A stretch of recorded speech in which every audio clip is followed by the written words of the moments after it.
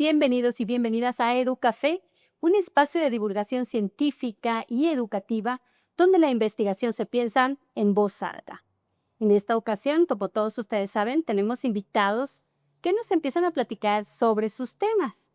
Y ahora, pues nuestros invitados también forman parte de nuestro programa. Sí, Raúl García Cardosa, que además de que es nuestro productor. Bueno, saludos a todos. Muchas gracias por la invitación al programa. Sí. Y su directora de tesis, él es estudiante de doctorado, y su directora de tesis, la doctora Nadia Patricia Mejía, quien también es conductora de este programa. Gracias por la invitación, por la invitación. No, creo que sí es importante comentarles que, de hecho, la inspiración de este programa, pues, es la de la socialización de investigación educativa y, pues, este interés tan grande lo hemos tenido porque nosotros somos investigadores en el área educativa. Entonces, pues, por supuesto, hoy nos tocó compartir. Claro que sí, y por supuesto que más que bienvenidos, porque además, ¿quién es mejor que nosotros también tengamos esta oportunidad de poder divulgar lo que estamos haciendo? Efectivamente, sí. Y entonces, pues bienvenidos por ahí. Traen ustedes un tema bien interesante que ya lo hemos, ya hemos tocado este tema, que es sobre la inteligencia artificial, pero en este caso va relacionado con la competencia comunicativa en el inglés. Ajá, como enseñanza, en la competencia comunicativa en inglés, en la enseñanza del inglés como segunda lengua, sí, así es. A ver, explíquenme primero. Y me encanta esta pregunta que siempre hace Nadia y ahora la voy a hacer. Sí. ¿Qué les molestó tanto? Bueno, primero, pues como él inicia la investigación y ella es su directora, ¿qué lo molestó tanto para poder investigar esto? Pues yo veía principalmente una preocupación en los estudiantes que tienen este problema de que quieren utilizar el inglés, de hablarlo. Creo que es algo muy común en las personas que están aprendiendo una segunda lengua, esta preocupación de poder utilizar la lengua, y normalmente es algo que pone algunas barreras para la persona, entre ellas el hecho de que cuando quieres platicar con alguien, si no estás acostumbrado, te da vergüenza o no sabes qué decir, y entonces se requieren mecanismos para irlo practicando. Mecanismos que antes ya teníamos antes de la llegada de la inteligencia artificial, como es la interacción entre los mismos estudiantes, o la interacción incluso con un tutor o un maestro, y esas interacciones ya existían antes, pero la inteligencia artificial trajo una nueva oportunidad, una nueva opción para los estudiantes, y creo que para mí una de las primeras cosas que me llamó la atención, y cabe mencionar que cuando recién se publicó o recién se lanzó la plataforma de ChatGPT, que fue la que muchos conocimos en un inicio, yo creo que me tocó ser una de las primeras personas que interactuó con ella, y como todos estuve primero muy impresionado de decir qué es esta herramienta, para qué la puedo usar. Y obviamente al ser un docente del área de inglés, del área de idiomas, luego traté de buscar las opciones para que lo pudiésemos usar en el contexto de la enseñanza de idiomas. Y empezaba yo a hacerle preguntas, empezaba yo a hacer experimentos y me daba cuenta del potencial que tenía como herramienta. Y ahí fue cuando nos emprendió el foco de que ya no solamente van a ser los estudiantes entre ellos mismos o con el docente, sino que ahora también esta posibilidad de que el interlocutor sea una inteligencia artificial abría nuevos caminos para la investigación, para la docencia, y eso es lo que a mí me llamó mucho la atención para querer decir, tenemos que no solamente utilizar esta herramienta, sino saber cómo usarla, tenemos que darle o encaminar su uso de una forma que nos permita a todos aprovecharla de la mejor forma. Ok, suena muy interesante y aparte es muy importante porque ahora la inteligencia artificial está en todos lados. Pero a ver, Nadia, platícanos, ¿qué fue lo que a ti te inspiró para decir, sí le entramos a esta investigación? Bueno, yo creo que una de las cuestiones principales es que yo estoy trabajando en este tema desde un macroproyecto, algo más grande, ¿no? Entre los estudios que se están realizando en este macroproyecto va el proyecto de Raúl, que está trabajando inteligencia artificial específicamente para ver beneficios en la competencia comunicativa de los estudiantes, que es algo que está pues muy interesante, ¿no? Sin embargo, pues yo tengo este interés porque tengo este otro macroproyecto en el que estamos verificando el potencial de la inteligencia artificial en distintas vías de la investigación educativa. Entonces, pues por supuesto, en cuanto Raúl viene y me platica sobre su interés, esto se alinea muchísimo con los proyectos que yo ya estaba trabajando, entonces pues inmediatamente digo que sí. Y yo creo que también vale la pena mucho decir que es muy satisfactorio cuando estudiantes como Raúl se le acercan a uno para pedirle que le acompañe durante su proceso. Creo que eso también vale la pena decirlo, ¿no? Que la disciplina y la ética de trabajo de Raúl creo que también hablan de una persona que le gusta mucho lo que hace y que además tiene mucho interés en su tema, ¿no? Entonces, creo que eso también es algo muy valioso que nos emociona mucho a los directores y directoras de tesis cuando estamos acompañando a alguien. Sí, definitivamente estoy totalmente de acuerdo, porque es algo que lo vemos diariamente, ¿no? Ahí con Raúl, como, ay, encontré un artículo en alemán y yo, pues no, que es en inglés. Sí, pero bueno, finalmente es algo muy interesante. Pero a ver, vamos a desmenuzar esto un poquito. Cuando estamos hablando de competencias comunicativas, mencionábamos que era hablarlo, pero ¿solamente es la competencia de hablarlo? No, no, dependiendo de los autores, de hecho ya hay varias teorías en cuanto a la competencia comunicativa es, digamos, una especie de marcos teóricos. Y hay varios autores. Los que yo he estado consultando son Canal y Swain, y ellos la trabajan desde 4 perspectivas: la gramática, la sociolingüística, y 2 más que en estos momentos se me olvidan, pero la cuestión aquí importante es que la competencia comunicativa es la habilidad de negociar el significado entre dos interlocutores, y ahí va una parte que es sociolingüística porque depende del contexto, depende de la cultura, depende de las edades de las dos personas. Entonces hay una serie de elementos que podemos interpretar, que podemos estudiar de este fenómeno tan solo que es la competencia comunicativa. A ver, pero entonces, yo puedo hablarlo y hablarlo como un niño de 3 años, con lo que esto implica, ¿no? Errores gramaticales en los verbos, ¿sí? Decir en presente lo que debería de ser en pasado, en el idioma inglés, ¿sí? O, por ejemplo, en el inglés, que es, algunos verbos le ponen una S cuando es en la Tercera persona tercera singular. persona del singular, ¿no? Y no ponerse, ¿sí? Y tú que muchos de nosotros empezamos a hablar el idioma inglés, es una de las grandes complicaciones, ¿no? Porque de pronto decir que es como decir yo hablar inglés, ¿no? Y la otra persona sí me entiende lo que yo quiero decir.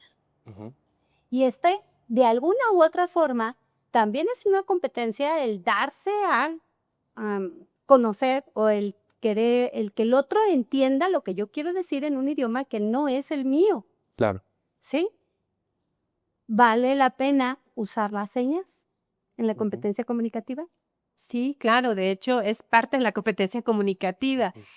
Como comentaba Raúl, pues la competencia comunicativa es un todo, ¿no? Todo lo que utilizamos, absolutamente todo lo que utilizamos para comunicarnos. Y entre ello, pues ahorita yo estoy haciendo expresiones con mis manos, con mi cara, y esto es parte de la competencia comunicativa también. Son habilidades que tenemos para comunicar con nuestro cuerpo, ¿no? Claro. Y como también Raúl lo comentaba, pues son muchas cuestiones las que tenemos que estar analizando para decir, esta persona tiene este nivel de competencia comunicativa. Y como tú bien lo comentas, una persona no necesariamente tiene que tener un alto grado de competencia comunicativa para poder comunicarse, ¿no? Uno se puede comunicar desde niveles, digamos, relativamente bajos de dominio de la lengua. A partir de digamos, un A2 alto, un B1, ya nos podemos, en el marco común de referencia de las lenguas, ya nos podemos comunicar. Sin embargo, esa comunicación pues va a sufrir, no va a ser perfecta, ¿no? Va a tener errores, como bien comentas, ¿no? Entonces, conforme vamos avanzando en nuestros niveles de dominio, vamos mejorando esos detalles. Y Raúl pues tendrá también ahí otra tarea de algo que tú mencionaste que es muy importante, ¿no? Que es el tema de la adquisición de las segundas lenguas. Y tú hablabas de un tema muy específico, ¿no? El de los verbos, el de la S, si se la pongo, si no se la pongo. Y aunque es una cuestión que nosotros, los docentes de lenguas, enseñamos en niveles muy básicos, es algo que se domina hasta niveles ya bastante altos. Entonces, una persona, esto es teoría de la adquisición de las segundas lenguas y ni más lenguas, del inglés en particular. Entonces, llegas hasta cierto punto, todavía vas a seguir cometiendo ese error continuamente, y hasta que llegas a cierto nivel de dominio, entonces ya lo puedes dominar. Y mucha gente se frustra mucho por eso, ¿no? Porque no logra esta cosita, ¿no? Sin embargo, la teoría de la adquisición de las segundas lenguas te dice que eso es algo que va a ser difícil de dominar. Entonces, esas cosas, por ejemplo, son cuestiones que Raúl también tiene que tomar en cuenta en su estudio para no necesariamente calificarlas como algo que está mal en cierto punto del aprendizaje del estudiante, sino muy de acuerdo a como la misma teoría lo indica. Porque, bueno, considerando que nosotros se supone que nuestra lengua materna es el español, incluso que dominamos, entre comillas, el español, todavía vemos mucha gente que a las mamás, por ejemplo, les decimos, amá, nivel doctorado, nivel posgrado, sí, decimos amá, y es una expresión que está incorrecta, digo, debe decirse mamá o madre, ¿sí? Y sin embargo, cometemos también estas que son parte del contexto cultural que decimos, pero a ver, ya más o menos como que entendimos, y si no hemos entendido, por favor, pongan ustedes en la caja de comentarios si no quedó muy claro o si quieren después que ahondemos en el tema. ¿Qué hace la inteligencia artificial? Pues mete un nuevo entorno, como lo había dicho. Ya estábamos acostumbrados en las clases de inglés o clases de otros idiomas a tener interacción entre el maestro y el alumno, entre los alumnos propios en actividades que ya existen de antes, actividades comunicativas, pero la inteligencia artificial mete un nuevo entorno donde el estudiante tiene la oportunidad de interactuar directamente con la inteligencia artificial. Ahora, esto ya ha sido hasta un cierto punto explorado, ya hay algunas investigaciones y lo que se ha encontrado es, en detrimento de la inteligencia artificial con referencia a su uso en el aula para la interacción, es la falta de autenticidad. La falta de autenticidad o a veces la inteligencia artificial se pierde precisamente las cosas que usted mencionaba, cosas de pragmática, cosas de que una inteligencia artificial no va a saber comprender porque le faltan elementos del contexto, le faltan elementos de la cultura o de las expresiones. A veces no es lo mismo que nosotros digamos una frase con una entonación con otra entonación. Cambia completamente el significado que estamos diciendo, ¿no? Y ese tipo de cosas la inteligencia artificial tiene muchas dificultades para poderlas interpretar bien. Entonces, ese entorno que ya también está explorado, para mí era un área de oportunidad y yo dije, ¿y qué tal si entonces además de inteligencia artificial, que sea directamente el estudiante con una inteligencia artificial, que sean dos estudiantes o puede ser un maestro y un estudiante, pero mediando esa interacción a través de la inteligencia artificial, que ahí cambia la propuesta de cómo es el entorno de esta interacción, porque ahí son los dos interlocutores quienes van a estar retroalimentando este proceso. Y de ahí, bueno, de lo que he investigado en la teoría, de ahí parte al concepto de mediación que maneja Vygotsky. Para Vygotsky el proceso de mediación sí es estímulo, mediador, respuesta, pero para él dentro de este marco no es una mediación donde el estudiante sea, o bueno, el sujeto sea una parte pasiva de este proceso, sino que activamente está también influenciando el medio. Y eso es lo que a mí me gustaría tratar de aportar con esta investigación, de ver cómo se pueden dar estas interacciones, cómo se pueden proponer este tipo de actividades y que ayuden a los estudiantes y a los maestros a resolver, creo que hay un tema o un problema de que, como dijo usted antes, que tienen los alumnos es, ¿cómo le hago yo para decir algo si me falta vocabulario, si no sé la estructura? O un problema de la escalonización de la dificultad. Entonces se pueden proponer diferentes actividades que estén diseñadas por maestros o por estudiantes, pero mediadas por la inteligencia artificial. A ver, por ejemplo, hay una aplicación, porque hay aplicaciones que ya utilizan la inteligencia artificial y luego es frustrante. Yo les comento, queridos amigos y amigas, que estoy estudiando también el inglés. Y es frustrante porque luego a veces, efectivamente, uno dice palabras en lugar de otras, ¿no? O se equivoca en estos detalles. Y he usado, voy a dar el gol, Duolingo, por decir algo, ¿no? Que Duolingo, dentro de su inteligencia artificial, lo considero así, hay como un diálogo entre uno de los personajes y uno, que le hace a uno, oye, te voy a hacer preguntas, todo en inglés, ¿no? Te voy a hacer preguntas, háblame sobre esto. Y ya uno le empieza a hablar y uno así emocionado hablando y le da clic y luego ya le dice, todo mal, ¿verdad? Pero pues, ahí va esa interacción, termina la conversación y al final este programa nos da como una retroalimentación. Dijiste esto, pero te sugiero que lo hagas así, porque esto es más natural. Dijiste esto, o muy bien, esto lo utilizaste muy bien. Pero ahí va la frustración, ¿no? De que, chis, nada más agarró las últimas 3 palabras que dije y todo lo que dije antes, no las grabó. ¿Sí? ¿Qué tipo de instrumentos piensan cómo utilizar para poder revisar, si es que ya lo han visualizado, la mediación de esta inteligencia artificial por estos procesos? Yo le estoy diciendo como si fuera yo el alumno y únicamente la inteligencia, ¿no? Pero entonces ahí, ¿cuáles son los que han pensado para usar? En ese sentido, sí tenemos que hacer una búsqueda de si ya se han utilizado instrumentos en investigaciones similares. Yo lo que había pensado, tal vez no se lo haya externado todavía la doctora, es realmente quiero ver cómo con las actividades se puede diseñar, controlar este diseño de las interacciones, porque a fin de cuentas a mí lo que más me interesa, porque como usted ya dijo, cuando un estudiante está interactuando con la inteligencia artificial, realmente usted no tiene un control, porque ya está siguiendo una actividad guiada. Y tiene sus beneficios, yo de hecho no voy a decir que no los tenga, tiene bastantes beneficios. El hecho de que esté repitiendo una conversación es básicamente otra técnica de estudio que ya se ha tenido desde siempre, que es el juego de rol.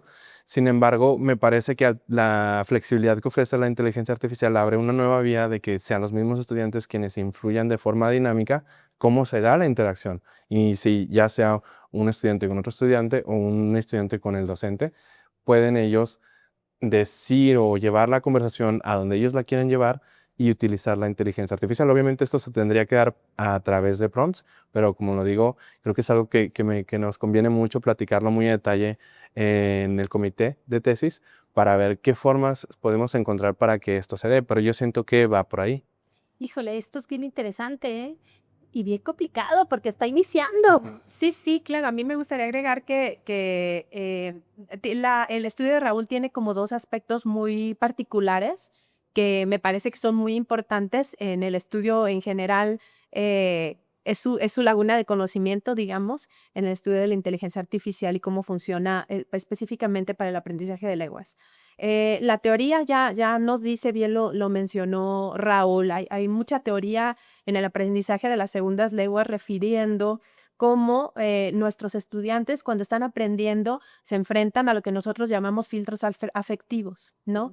Estas, digamos, como paredes que se nos ponen enfrente y nos inhiben el aprendizaje porque generamos ansiedad de equivocarnos, generamos ansiedad de hacer las cosas mal, nos preocupamos por la percepción de quien nos está escuchando, no queremos darle una mala impresión a nuestro maestro, no queremos darle una mala impresión a nuestros compañeros. Entonces aquí en este estudio en particular, la inteligencia artificial juega un papel muy interesante, que es algo que dentro de los mismos otros proyectos comenzamos ya a definir y que la misma teoría en general en estudios en este aspecto ya está identificando que la inteligencia artificial pues funge como un mediador que no juzga, como un mediador que no medía sin juzgar, ¿no? Entonces tiene pues este beneficio en el que le va a ayudar al estudiante a reducir su filtro afectivo, Entonces el estudiante va a tener más oportunidades de aprender porque esto sí está comprobado teóricamente, que entre tu filtro afectivo, entre más bajo esté, mejor aprendes. Entonces, ahí ya va a entrar la inteligencia artificial a ayudar de cierto modo, ¿no? Sin embargo, sí tiene muchas limitaciones, como bien las comentabas y como Raúl también las comentaba. Y otro aspecto del estudio de Raúl que a mí me parece extremadamente interesante es la búsqueda del uso de la inteligencia artificial en interacciones humanas. Es decir, no es inteligencia artificial nada más y la persona o el aprendiente, ¿no? Es la inteligencia artificial en el contexto del salón de clases y en una mediación, y por eso también hablamos de Vygotsky y hablamos de esta teoría sociocultural en la que también tenemos claramente establecido, concebimos pues entonces desde esta teoría el aprendizaje como un ejercicio social. Entonces necesitamos la participación, aunque tenemos un mediador que lo estamos considerando como un instrumento o como un objeto de mediación sociocultural. Necesitamos otros actores del proceso sociocultural para que la interacción también aquí nada más no, digamos, para tratar de saltar esas limitaciones que pudiera tener la inteligencia artificial, que sí la tiene, ¿no? Que están ya también identificadas por la teoría. No sé si quieras agregar algo a eso. No, bueno, de hecho, la verdad, esa conclusión me parece muy buena.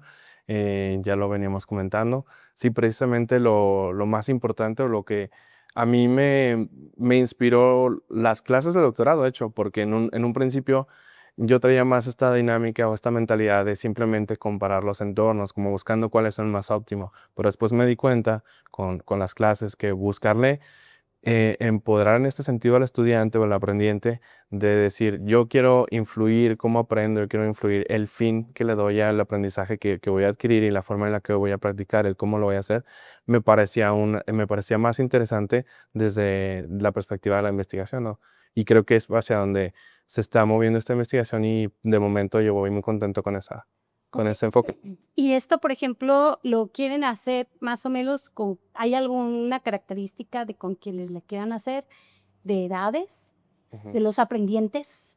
Yo creo que sí tendría que ser por lo menos en nivel licenciatura o de bachillerato, porque sí ya requiere que el nivel cognitivo de los estudiantes les permita realizar de forma independiente actividades. Y con esto se puede hacer en otros niveles, claramente, pero también creo que el perfil que busco es ese, donde haya más un pensamiento crítico de parte de los estudiantes y es lo que vamos a buscar. Amigos, si ustedes están estudiando la licenciatura o ya terminaron la licenciatura, son mayores de edad, obviamente, y están aprendiendo un idioma o quieren formar parte de esta investigación, pónganle ahí un mensajito.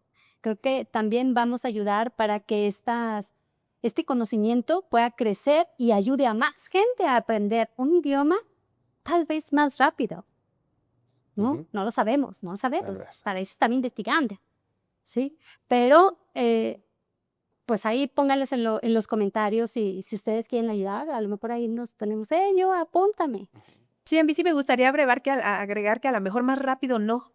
Es precisamente por las teorías de la adquisición de las segundas lenguas, ¿no? Eso sí es como muy, muy fijo, ¿no? La cantidad de tiempo que tienes que estar expuesto a una lengua para poder. Eso es bien importante también, público querido y conocedor, para que no se los lleven las promociones, que te hablan de que en 6 meses vas a hablar inglés. No es cierto, ¿eh? Difícil, ¿no? O sí, pero ¿a qué nivel, no? Entonces, sí hay así como que a lo mejor más rápido no, pero a lo mejor sí mejor. A lo mejor sí se van a aprender cosas que van a quedar mejor cimentadas, tal vez ya sea a nivel de memoria o tal vez ya sea a nivel de utilización de la lengua, de capacidad de entendimiento, de cantidad de vocabulario. Hay muchos aspectos ahí y de los que también tendrá que Raúl ir tomando decisiones, porque una parte creo que es importante, sí, la competencia comunicativa, pues es un concepto extremadamente amplio, ya lo tiene acotado a aspectos,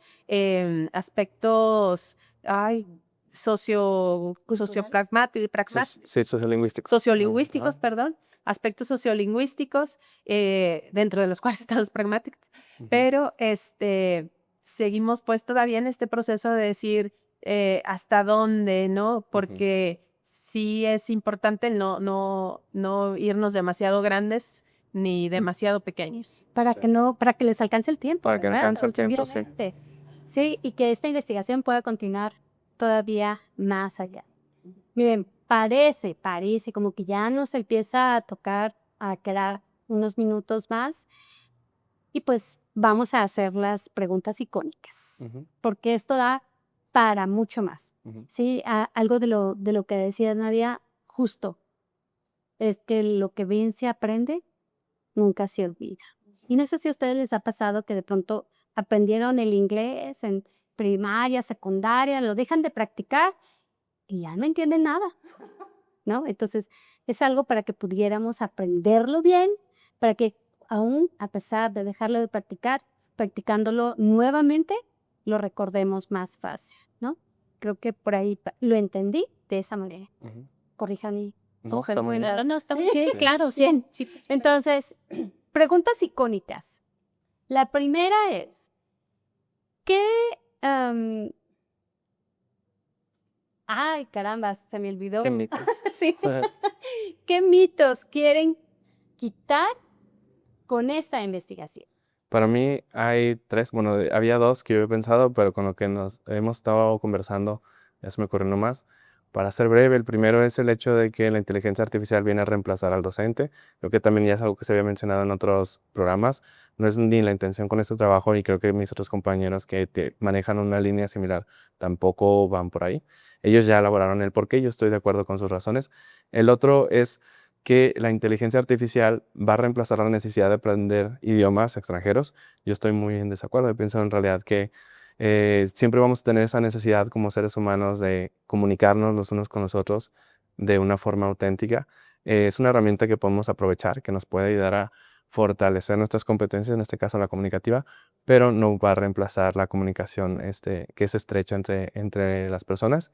Y en último, solamente para apuntalar, sí, precisamente lo que decía la doctora Nadia y que usted cuestionaba, es el hecho de que realmente aprender un idioma, un segundo idioma y tercero, cuarto, es una habilidad que requiere mucho tiempo, mucho esfuerzo, mucha constancia. No se va a dar de un día para otro. A quienes lo están haciendo en estos momentos, quienes lo han logrado, incluso si, como usted dice, después lo dejaron por un tiempo y que ahorita están tratando de retomarlo y mantenerlo, pues es un esfuerzo muy grande. Y entonces a esas personas que no se sientan como que no están haciendo progresos, realmente todo es a su tiempo, todo es con la constancia, y felicidades por tan solo darse la oportunidad de adquirir esta habilidad. Yo pienso que es una de las satisfacciones más grandes el poder comunicarse en otro idioma. Sí, no, amigos, les tengo que presumir, ¿eh?